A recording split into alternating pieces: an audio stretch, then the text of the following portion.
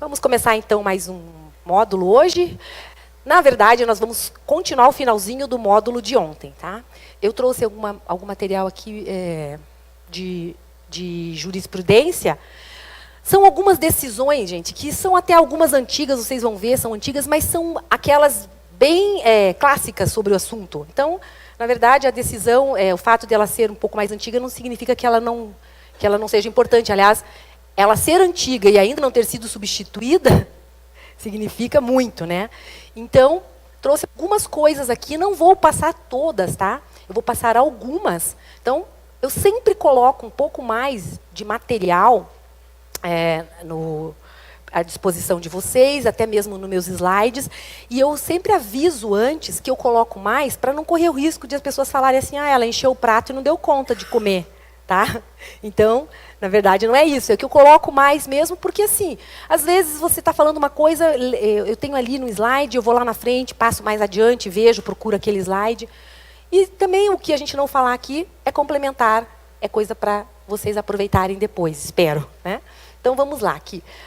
A questão da folga de aniversário, gente. Os desembargadores aqui, então, entenderam que a iniciativa da Câmara fere a competência do chefe do Poder Executivo para definir isso. Porque nós sabemos que existe, no que diz respeito à organização... Vocês querem ler primeiro? Tá.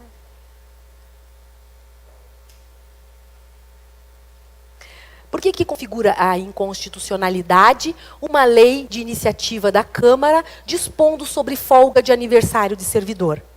Porque toda matéria de servidor é de iniciativa, a competência é iniciativa privativa do prefeito, do chefe do Poder Executivo, seja ele o prefeito, o governador ou o presidente da República. A Câmara, ela vai acabar fazendo uma invasão de competência se ela dispuser e se propuser a alterar certas disposições do Estatuto dos Servidores. Quer dizer, qualquer disposição do Estatuto do Servidor, não é que poderá. Certamente é invasão de competência. Tá? Isso, aí se for só para os servidores do Legislativo mediante a normativa própria, até pode fazer isso, claro, até pode, não pode, é competência. O problema é mexer no estatuto, é uma disposição de estatuto. Só que aí é possível que acabe ocorrendo aquele problema da isonomia. Vocês já sabem que esses tempos saiu, a Câmara dos Vereadores tem vale-refeição, e a justificativa que eles têm é assim, não, nós somos em poucos, o vale-refeição não impacta no nosso orçamento.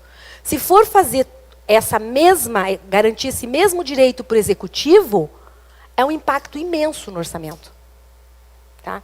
Então, aqui o problema foi que foi um projeto de lei, não foi uma resolução para alterar dos servidores da Câmara, que foi um projeto de lei, foi uma lei, né, com vício de iniciativa, competência exclusiva do chefe do executivo, ofensa à Constituição. Tá? Vício insanável.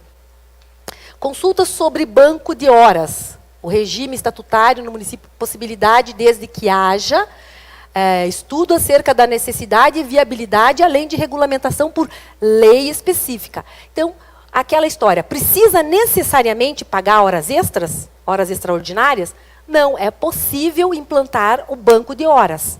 Mas o banco de horas requer um estudo prévio a fim de avaliar essa possibilidade, a vantajosidade de se fazer lá o banco de horas, e tem que ser por lei.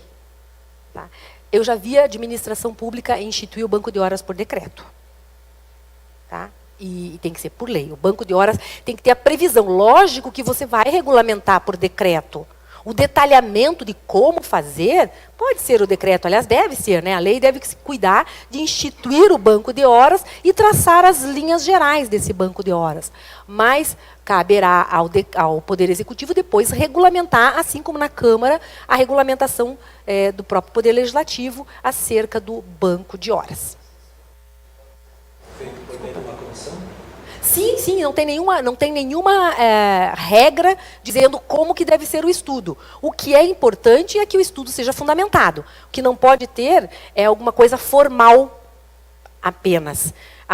É um estudo, mas na verdade é uma comissão que é instituída e não estuda realmente a situação e dá lá emite lá um parecer. Isso não, mas se tiver o estudo comprovando, é uma comissão. É uma comissão. Limitar um determinado número de horas extras, vamos dizer assim, até 40 horas extras, e se ultrapassar disso, jogar com 12 horas. É uma sistemática. Tá? É uma sistemática, porque você pode fazer tudo que for hora extra realmente pelo banco, assim como você pode fazer um estudo e dizer, olha, nós vamos fazer um misto.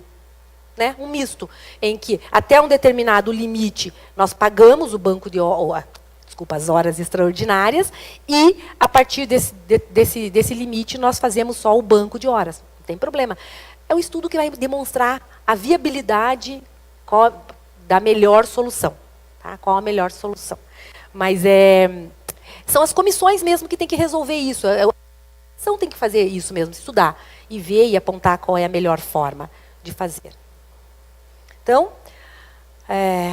aqui então é um acórdão de 2006. Muitos municípios já têm esse banco de horas e tem lá uma regrinha de que se passar de um determinado período, geralmente é assim, Gerry, quando passa de um tempo que a administração pública não deixa que o servidor tire essas horas que estão no banco, ela vai ter que acabar pagando. Está escrito lá no regulamento que ele perde, mas eu acho que não é tão simples assim. Você não pega um direito constitucional, cria um banco de horas, não deixa o servidor usar esse banco de horas, e aí, ao final de 6 meses, ele perde o banco de horas. Não, não é assim.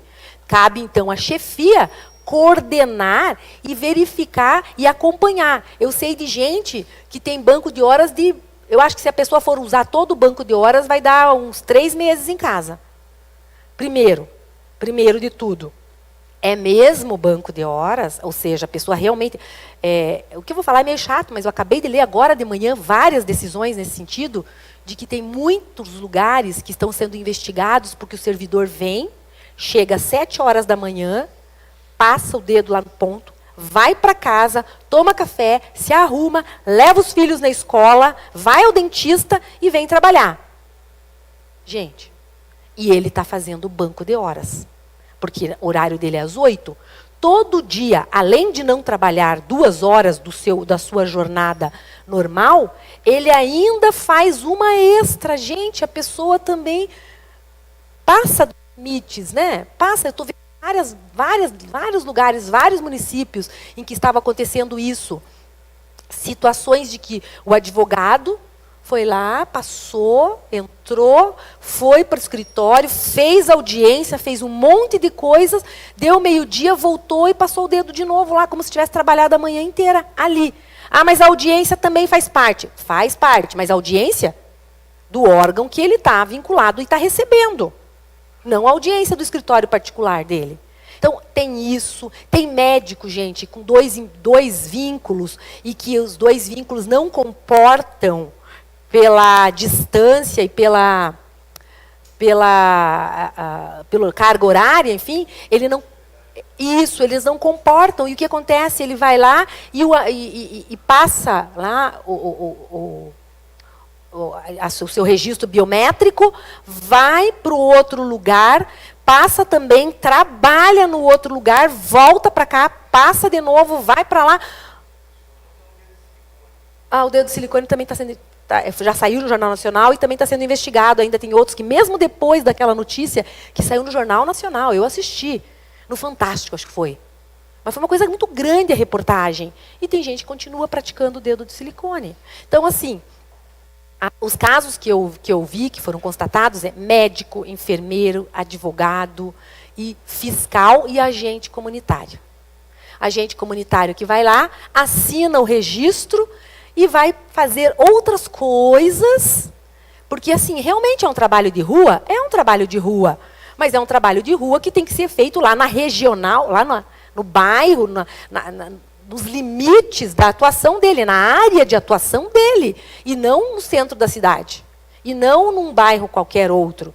Gente, então, a coisa é complicada no que se refere a banco de horas, porque tem que ter esse controle. É realmente banco de horas, vamos regulamentar certinho e vamos pagar. Agora, gente, com mais de 1.000 horas, muito mais de 1.000 horas, 1.600 horas de banco, é má gestão. É má gestão. É má gestão porque eu estou deixando fazer muitas horas a mais e, eventualmente, talvez a pessoa, essa comissão tem que avaliar, eu acho que faz parte da avaliação dessa comissão que você falou, é verificar assim, por que nós estamos gerando tantas horas extraordinárias? Vamos separar os casos. Nós temos os casos de motoristas que viajam. Aquele caso que nós comentamos, não é? Ontem, que é a questão de, será que é caso de ser banco de horas mesmo? Ou será que é caso de pagar hora extraordinária? Ou será que é caso de ele ter uma gratificação diferenciada para essa situação dele que não é exatamente a mesma dos demais? Separa aqui, esse caso é um. Agora separamos aqui. Tem gente que passa o dia inteiro conversando e fazendo outras coisas e depois não dá conta do serviço e faz horas extraordinárias. Pode ser isso? Pode ser isso. Chega no trabalho, toma 2 horas de cafezinho, daí começa a trabalhar, daí não dá tempo mesmo. Se eu ficar 2 horas no cafezinho, não vou conseguir dar conta do meu recado. Aí, ao final da tarde, horas extraordinárias. Né? Caso da Câmara tem as peculiaridades, né? Por causa do horário, tem advogados que têm que acompanhar as sessões, exatamente. Então, nós temos que separar as situações. A gente não pode dizer nem que uma coisa é absurda, nem que uma outra coisa é. A comissão tem que fazer essa peneirada, dar essa ajeitada e colocar isso aqui é para cá, isso aqui é para cá, isso aqui é para cá. Como é que nós vamos fazer agora? O que vale a pena para nós? E passa por essa análise de instituição do banco de horas, essa análise de se realmente estão dando o seu melhor no horário de trabalho e precisa da hora extraordinária, ou realmente as pessoas não estão tendo a produtividade, porque você sabe que uma das maiores críticas que o Brasil tem é que o Brasil não tem produtividade. As pessoas não produzem no horário de trabalho. Tá? Sim, pode falar. 2 problemas. Cargo comissionado está descrito, ó, o registro de ponto, já orientei que não pode.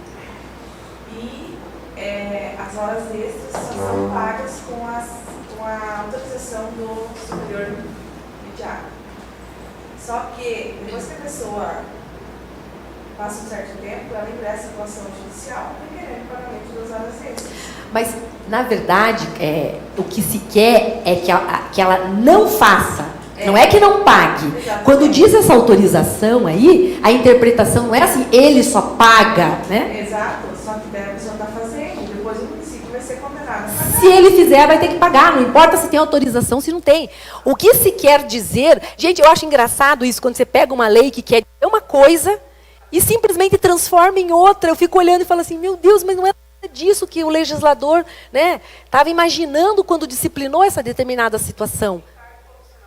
Registrar o ponto, eu vejo que ele está vinculando. Claro. Depois, quando ele sair, ele vai ingressar com ação e o município vai ser obrigado a pagar. Sim, porque diz que que o cargo de comissão não tem direito a horas extraordinárias. Não. A dedicação dele é assim, ele tem que estar disponível sempre. Mas Tudo bem. Só que a partir do momento que eu controlo, acabou. Eu controlei. Aí, quando eu controlo, não tem mais essa relação dessa disponibilidade sempre. Aí eu acabo fazendo o quê? Todo dia, das 8 às 17, das 8 às 17, das 8 às 17, quando passar, é hora extraordinária. Toda razão. Tem toda a razão.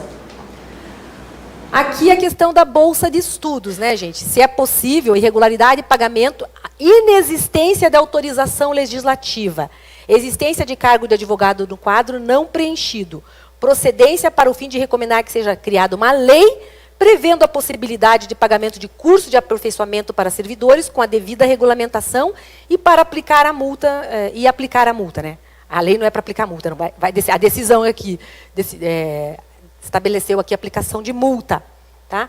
Em razão da contratação de assessoria jurídica após a edição do pré-julgado número 6. Aqui não já pegou aqui um problema, a contratação irregular e o pagamento da bolsa. Ele está tratando dos 2 casos. O nosso foco aqui é o pagamento da bolsa, tá? Que pode pagar a bolsa? A Câmara paga alguma bolsa de estudos? Tem previsão? O Executivo paga? Quem que é do executivo? Ops, paga? Não, não tem previsão. Vai disponibilizar o aperfeiçoamento profissional. Aí, quando ele faz isso, é que ele vai trazer, ou que ele vai trazer a capacitação, ou que ele vai fazer aquelas contratações para cursos. Fica ali uma abertura para isso? Até pode ser que sim, mas aí sem critério. Então, se eu tiver essa previsão aberta, eu posso, então, estabelecer regulamentos dizendo que eu pago pós, ou eu pago mestrado, ou eu pago, dou uma bolsa. Nós também temos essa previsão aberta. Nunca foi pago nenhuma, mas tem lá uma previsão bem aberta que daria para encaixar, desde que houvesse uma regulamentação também.